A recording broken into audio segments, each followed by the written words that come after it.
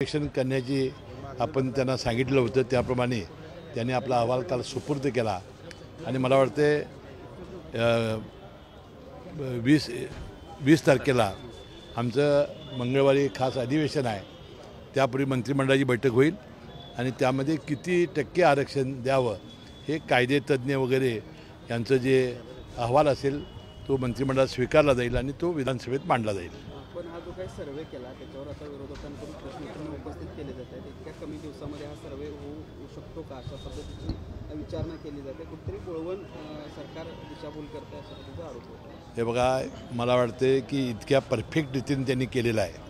त्याने लोकांचे प्रश्न त्यांना विचारले, ईमेल मागवले, अनेक प्रकारचे उपप्रश्न त्यांना विचारले, अनेक नागरिकांच्याकडून त्यांनी माहिती घेतली आणि सर्व टप्प्यामध्ये मराठा समाज हा मागास आहे ही सिद्ध करण्यासाठी जेवढे प्रयत्न करता येतील तेवढे या मागासवर्ग आयोगाने केलेले आहेत. जी कॅबिनेट बैठक होणार आहे त्या कॅबिनेट बैठकीला भुजबळ उपस्थित असणार आहे, कारण मराठा समाजाचा मसुदा त्या बैठकीत असणार नाही. भुजबळांना मराठा समाजाला आरक्षण देण्याची त्याची कोणतीही अडचण नाही.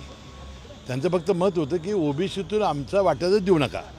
त्यामुळे मराठा समाजाला वेगळं नव्यानं आरक्षण द्यायला मला वाटतं तेच सूचक होतील. पण हा मसुदा तयार झाला तर तो कोर्टात टिकल का? कारण यापूर्वीचा अनुभव वेगळा आहे.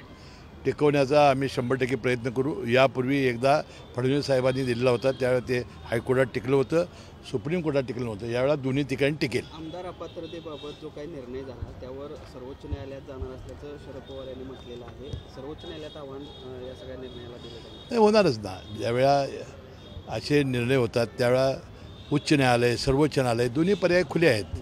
त्यामुळं ज्याला अन्याय होतो त्यावेळी लोकशाहीमध्ये ते जातातच. काल दादाने एक भावनिक आवाहन केलं बारामतीकरांना, मी जो सांगेल तो उमेदवार निवडून द्या, जर तसं केलं नाही तर मी माझे कामधंदे करायला मोकळा आहे, अशा पद्धतीची एक उद्विग्नता त्यांनी व्यक्त केली त्यांच्या भाषणात. नाही, वास्तविक उद्विग्नता नाही. ती लोकांना आपण जे केलेलं काम आहे ते लोकांनी आठवून मतदान करावं असं एक आव्हान करण्याचा प्रयत्न आहे.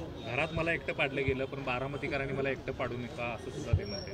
नाही, आता तो प्रश्न त्यांना विचारलेला बरा की आता त्यामध्ये मी काय बोलणं योग्य नाही. थँक्यू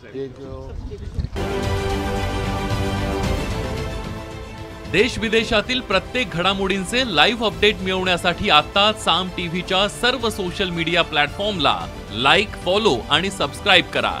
तसंच सर्व नोटिफिकेशनसाठी बेल आयकॉन प्रेस करायला विसरू नका.